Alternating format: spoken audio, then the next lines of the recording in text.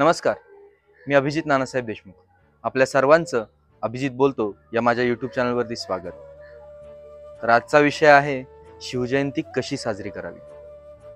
होय, शिवजयंती कशी साजरी करावी. छत्रपती शिवाजी महाराजांवर आजवर बऱ्याच जणांनी लिहिलंय, तेही शुद्ध मराठीमध्ये, संस्कृतमध्ये, हिंदीमध्ये आणि अगदी इंग्रजीमध्येही. यामध्ये आपण एक गोष्ट करू शकतो, छत्रपती शिवाजी महाराजांवर दररोज 5 पानं वाचू शकतो.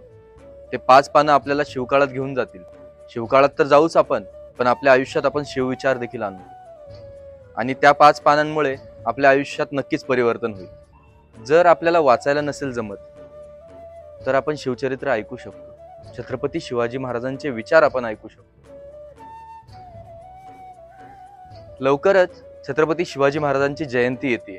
त्या जयंतीच्या निमित्ताने बरेच मंडळ मिरवणुका काढतात. त्या मिरवणुकांमध्ये असतात ते डीजे. होय, डीजे. खरंच आपण आपल्या परंपरा जपतोय का? महाराजांच्या जयंतीला डीजे वाजवणं म्हणजे जरा अतिच झालं. छत्रपती शिवाजी महाराज हे आपल्यासाठी देव होते, आदर्श व्यक्तिमत्व होते. त्यांचा आदर्श आपण काय जपतोय? शिवाजी महाराजांमुळे आज आपली भाषा, आपली संस्कृती, आपला धर्म जिवंत आहे. त्या शिवाजी महाराजांच्या जयंतीला डीजे लावणं कितपत योग्य आहे? यावर उपाय म्हणून आपण छत्रपती शिवाजी महाराजांच्या जयंतीला आपले पारंपरिक वाद्य, पारंपरिक कला हे मिरवणुकीमध्ये समाविष्ट करून घेऊ शकतो. बघा, मला आजही आठवते, जेव्हा मी शाळेत होतो तेव्हा माझ्या मंडळातील काही युवक किल्ल्यावरती जायचे. किल्ल्यावरनं स्वराज्याची ज्योत घेऊन शिवजयंतीच्या दिवशी यायचे. खरंच खूप चांगला काळ होता हो तो.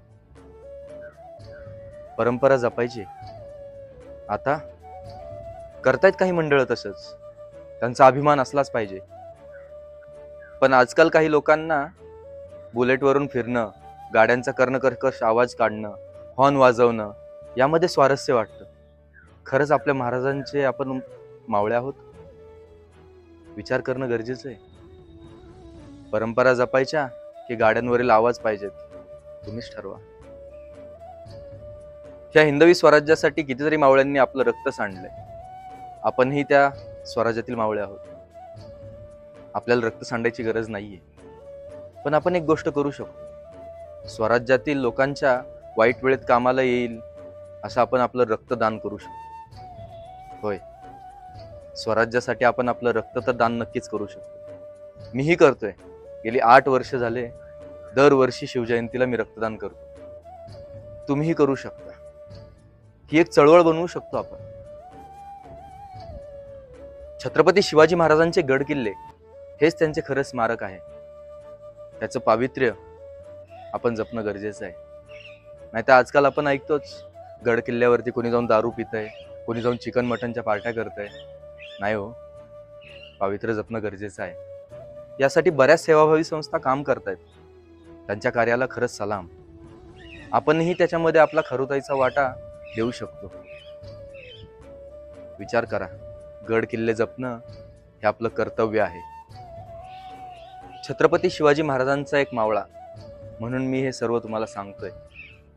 यातील एक जरी मुद्दा आपण उद्यापासून अंमलात आणला ना, तर हीच खरी आपल्या महाराजांची आपण केलेली सेवा असेल आणि हाच खरा आपल्या छत्रपतींना आपला मानाचा मुजरा असेल. जय शिवराय.